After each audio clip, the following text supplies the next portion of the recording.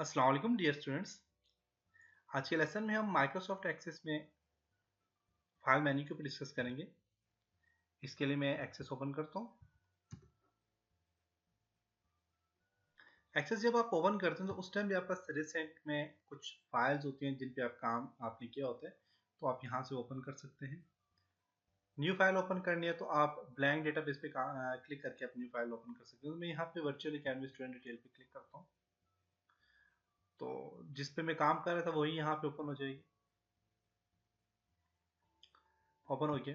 आज के लेसन में फाइल के ऊपर काम करेंगे। फाइल में सबसे पहले इन्फो इन्फो अगर आप इसी डेटाबेस को ओपन करें, टेबल को ओपन करें, अब यहाँ पे जाके ज़रा इसकी इन्फो लें, तो view and edit database properties पे क्लिक करके आप यहाँ से इसकी इन्फो जो है तो जनरल में जाके आप देख सकते हैं।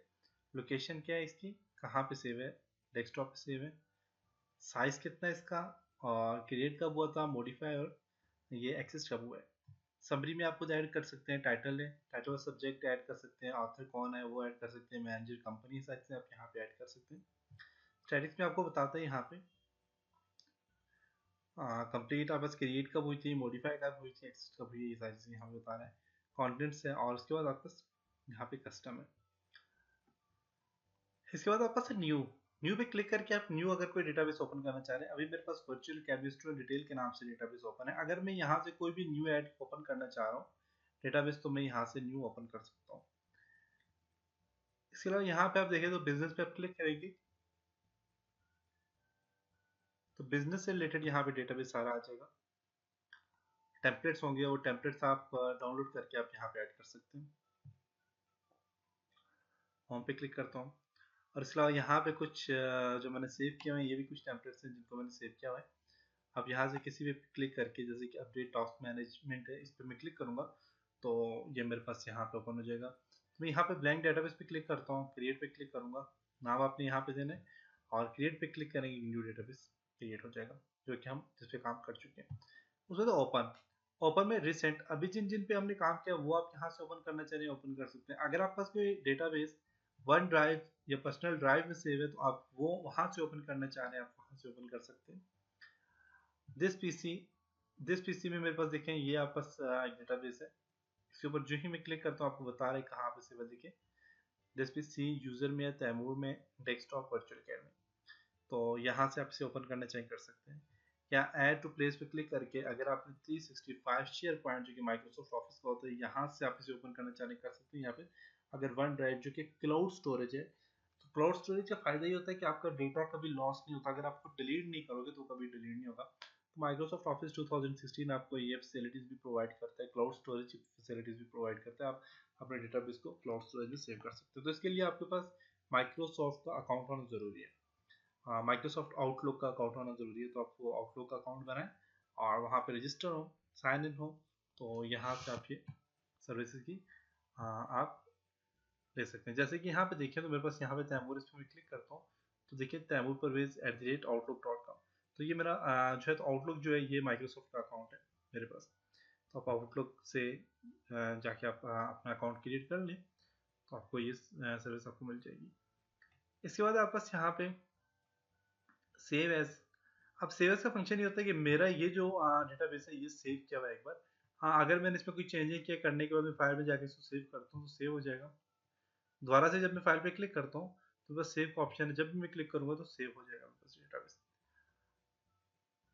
अगर मैं न्यू कोई डेटाबेस बनाना चाह रहा हूँ, मैं न्यू पे क्लिक करके न्यू ब्लैंक डेटाबेस पे क्लिक करता हूँ और इसका नाम मैं दे देता हूँ यहाँ से हेलो के नाम से देता हूँ, और जिस लोकेशन पे मैं इसे ओपन कर क्रिएट करूंगा तो ये वहाँ पहले सेव हो जाएगा। जब आप डेटाबेस बनाएंगे, बनाने के बाद आप फिर इसको बार बार सेव कर सकते हैं। तो माइक्रोसॉफ्ट वर्ड में मैंने कंप्लीट से डिटेल से बताया हुआ। सेव एज, सेव एज का फंक्शन है तो जब मैं सेव पे क्लिक करता हूँ, देखिए सेव हो रहा है मेरे पास। फाइल में जाता हूँ, मैं कुछ भी ऐड करके सेव करूँगा, सेव हो जाएगा।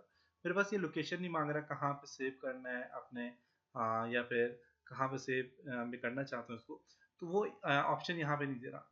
तो अगर आप ऐसे ऑप्शन देना चाहते हैं, आप चाहते हैं कि इस तरह का ऑप्शन है, आप अपने डेटाबेस को किसी और जगह पे सेव करें, तो उसके लिए आपने सेव एज का ऑप्शन चूज करना है। सेव एज में ऐसा होता है कि आपका डेटाबेस एक वक्त में काफी सारी जगहों पे अगर आप सेव करना चाहते हैं तो आप उसको सेव कर सकते हैं और आसानी से सेव कर सकते हैं। तो इसके लिए आपको सेव एज का ऑप्शन चूज करना पड़ता है। सेव एज के लिए मैं यहाँ से सेव एज पे क्लिक करता हूँ, और सेव एज पे क्लिक करने के बाद आपने यहाँ से देखिए तो आपके यहाँ पे ऑप्शन आ गया सेव एज का।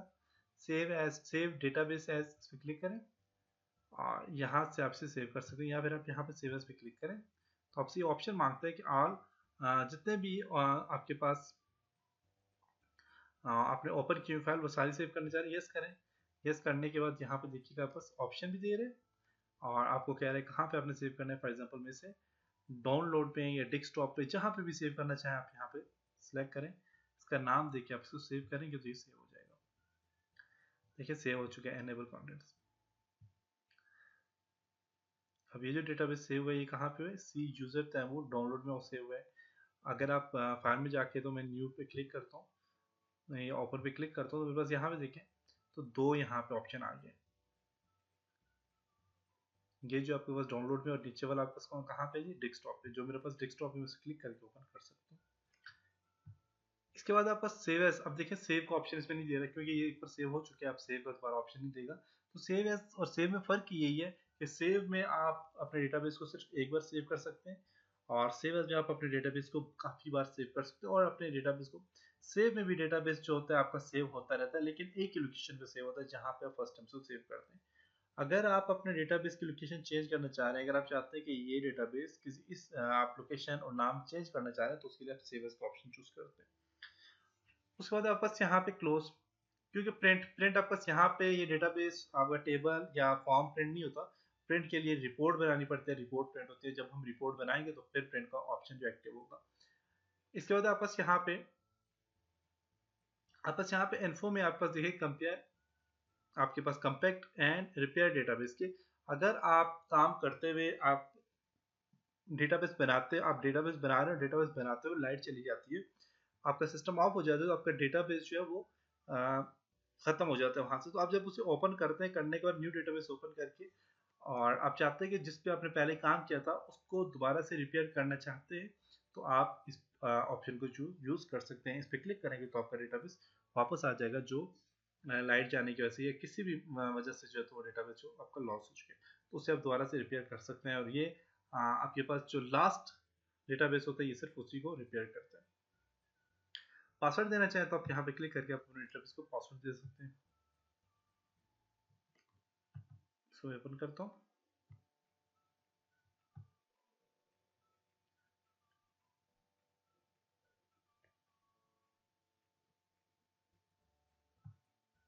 पासवर्ड दे सकते हैं, लेकिन अभी इसका ऑप्शन यहाँ पे एक्टिव नहीं कर रहा, क्योंकि कह रहे हैं कि फॉर्म ये डेटाबेस में हमने क्रिएट में जाके हमने टेबल तो बना चुके हैं, हमने क्यूरीज और फॉर्म भी बनाने, उसके बाद और फिर रिपोर्ट बनानी है, उसके बाद जाके ये आपके पास यहाँ पे इसको जो तो पासवर्ड देगा। नेक्स्ट आपके पास यहाँ पे प्रिंट के बाद आपके पास क्लोज, क्लोज पे क्लिक करेंगे तो ये क्लोज हो जाएगा। डेटाबेस क्लोज पे क्लिक करते हैं, देखिए क्लोज हो चुके हैं। दोबारा से ओपन करना चाह रहे हैं, फाइल में जाके ओपन पे क्लिक करें, रिसेंट क्लिक करते हैं, यहाँ पे ये ओपन हो जाएगा। क्लोज के बाद अकाउंट, अकाउंट पे क्लिक करें। अकाउंट में क्या है कि आप बस यहाँ पे देखिए तो बस आपका अकाउंट यहाँ पे ओपन हो जाएगा। इसको आप फोटो चेंज करना चाह रहे हैं कर सकते हैं, अपने बारे में देखना चाह रहे हैं, साइन आउट करना चाह रहे हैं यहाँ से माइक्रोसॉफ्ट के अकाउंट से तो साइन आउट हो सकते हैं। स्विच अकाउंट, किसी और अकाउंट में यहाँ से डायरेक्ट जाना चाह रहे हैं तो स्विच अकाउंट पे क्लिक करके आप किसी और अकाउंट में जा सकते हैं। ऑफिस को अपडेट करना है तो आप यहाँ पे देखिए तो ऑफिस अपडेट का ऑप्शन दिया हुआ है, आप अपने ऑफिस को अपडेट कर सकते हैं यहाँ से। और डिसेबल करना चाह रहे हैं अपडेट तो डिसेबल कर सकते हैं। इसके अलावा अगर आप चाहते हैं कि आप एक्सेस के बारे में जानना चाह रहे हैं, आप यहाँ से जान सकते हैं। ऑफिस का बैकग्राउंड चेंज करना चाह रहे हैं, यहाँ पे देखिए, यहाँ पे आप ये ऊपर यहाँ पे देखिएगा कि इसका बैकग्राउंड चेंज होता जाएगा। कोई भी आप देना चाह रहे हैं आप यहाँ से दे सकते हैं। नो बैकग्राउंड पे क्लिक करके नो कर दें। अगर आप चाहते हैं नहीं, आप यहाँ से येलो बैकग्राउंड देना चाह रहे हैं, आप येलो बैकग्राउंड को दे सकते हैं। कलरफुल है, इसे आप व्हाइट करना चाह रहे हैं व्हाइट कर सकते हैं, और कलरफुल करना चाह रहे हैं कलरफुल कर सकते हैं। देखिए व्हाइट हो गया। कलरफुल करना चाह रहे हैं तो यहाँ पे क्लिक करके आप उसको थोड़ा कलरफुल कर सकते हैं। फीडबैक में आपको ऑफिस के बारे में अगर कोई फीडबैक देनी है तो आप यहाँ से फीडबैक दे सकते हैं इसके बारे में। और ऑप्शन में इसकी जनरल ऑप्शन सेटिंग्स होती है, क्लिक करें तो इसकी कुछ जनरल सेटिंग्स और ऑप्शन है आपके पास ये ओपन हो जाएगी। तो आप ऑप्शन में बेशक कोई छेड़छाड़ ना करें, क्योंकि काफ़ी सारे स्टूडेंट्स हैं जब वो इस पर काम करते हैं फिर वो कॉलिंग करते हैं कि सर हमारे पास ये मसला हो गया, तो ये डिफ़ॉल्ट सेटिंग होती है, इन पे आपने बिल्कुल भी छेड़छाड़ नहीं करनी। इसके अलावा आप फीडबैक्स वगैरह में जाके आप फीडबैक दे सकते हैं, और अकाउंट में जाके आप कलर, बैकग्राउंड कलर चेंज कर सकते हैं, और थीम का कलर चेंज कर सकते हैं, ऑफिस बैकग्राउंड स्टाइल चेंज कर सकते हैं। तो सारी चीज़ें यहाँ पे चेंज कर सकते हैं।